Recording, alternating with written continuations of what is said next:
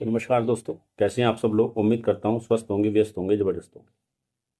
तो साथियों, आज कुछ अपडेट्स हैं छत्तीसगढ़ से, जो बीटीसी और बीएड विवाद को लेकर के जो केसेस गए हुए हैं माननीय सुप्रीम कोर्ट में, उनको लेकर से कुछ अपडेट्स हैं, उस पर आज बात करेंगे।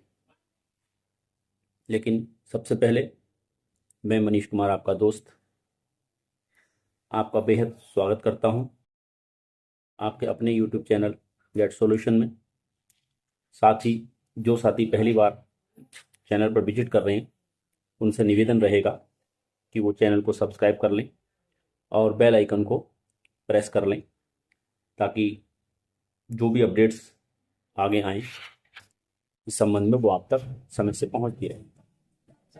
तो साथियों, बात शुरू करते हैं। जैसा कि आपको सबको जानकारी है कि छत्तीसगढ़ माननीय हाईकोर्ट ने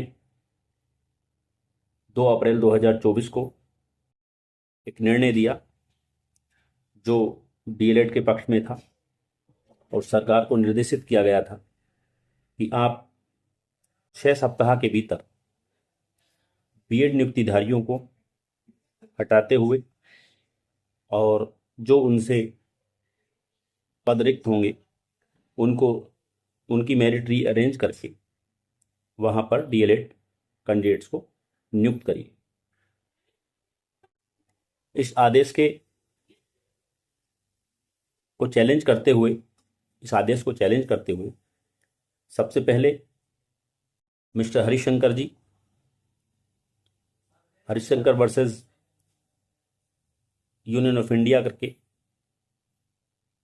केस छत्तीसगढ़ में गया, माननीय सुप्रीम कोर्ट में गया। आप जानते हैं, जिसका डायरी नंबर 17,948/2024।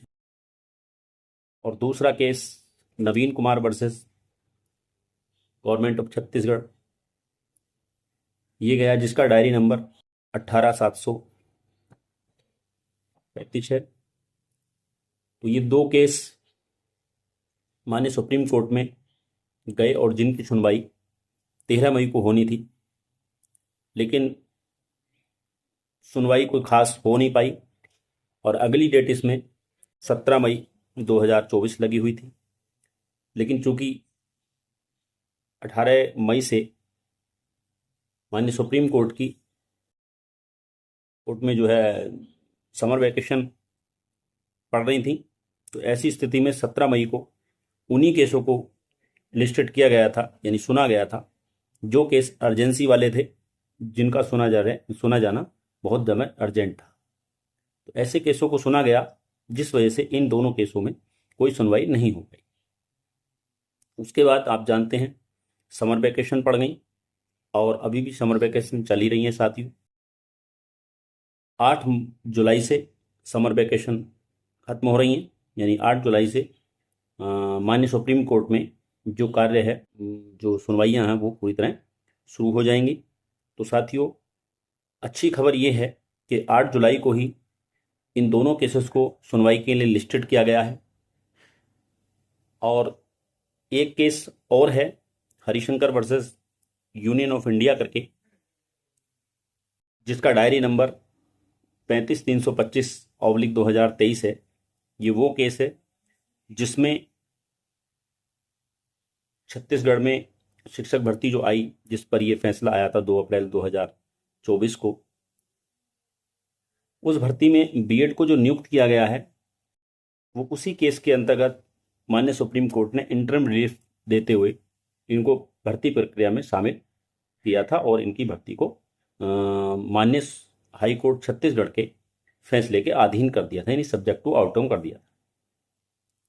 तो साथियों, यूं कहें, इन तीनों केसों पर सुनवाई के लिए लिस्टेड जो डेट दिखा रहा है कंप्यूटर जनरेटेड डेट, तो वो 8 जुलाई 2024 है।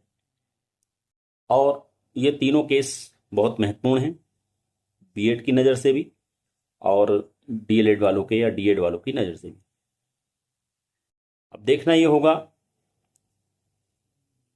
कि मान्य कोर्ट में 8 जुलाई को ये सुनवाई होती है तो ये फाइनल सुनवाई होगी या इसमें आगे अभी डेट का खेल चलेगा। हालांकि साथियों, अगर हम देखें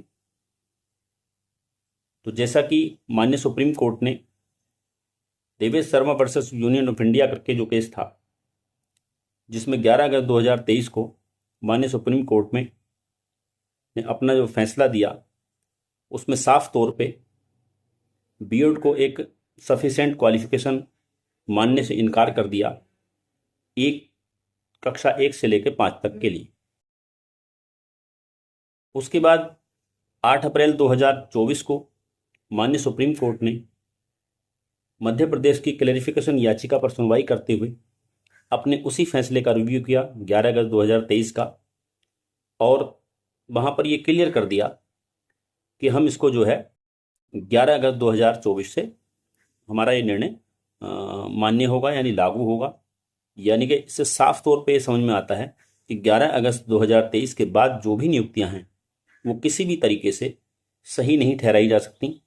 और तो ये जो पॉइंट है, ये बीएड वालों के लिए मुश्किल लाने वाला पॉइंट है, और डीएड या डीएलएड वालों के लिए ये सबसे मजबूत पॉइंट है।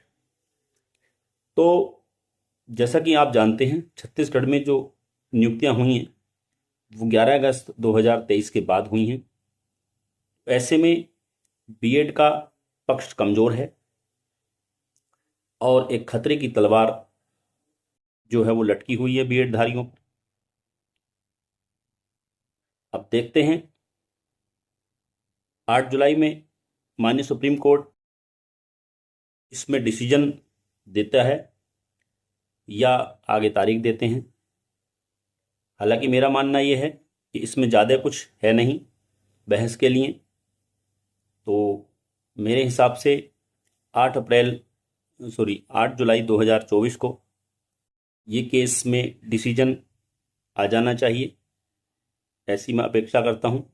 चाहे वो डिसीजन डीएलएड के पक्ष में आए या बीएड के पक्ष में आए, इससे फ़ायदा ये होगा कि छत्तीसगढ़ में जो लगभग 8,000 अभ्यर्थी हैं जो इस भर्ती में उलझे हुए हैं, यानी कि 4,000 वो लोग हैं जो बीएड धारी नियुक्त हो चुके हैं, जिनको बाहर करने का आदेश माननीय हाई कोर्ट छत्तीसगढ़ ने दिया हुआ है, और दूसरे 4,000 लोग वो हैं जो इन 4,000 के खाली होने से, यानी कि इनको अगर नियुक्ति से हटा दिया जाता है तो उनकी जगह पर जो भर्ती होगी डीएलएड वालों की 4,000 वो व्यक्ति, यानी कि 8,000 लोग इसमें ऐसे हैं जो इस फैसले से प्रभावित होने वाले हैं, तो या प्रभावित हो रहे हैं।